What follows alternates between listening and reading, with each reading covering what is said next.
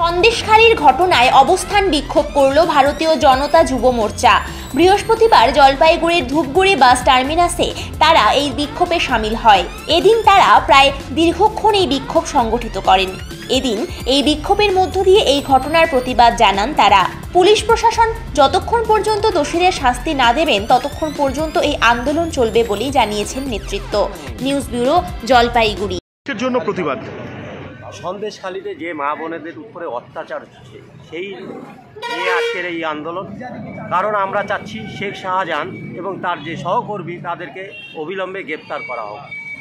রাজ্যের মুখ্যমন্ত্রী মহিলা হওয়া সত্ত্বেও সেই শাহজাহানকে তিনি বাঁচিয়ে রাখছেন এবং হয়তো তাকে অন্য দেশে পাচার করে দিয়েছে।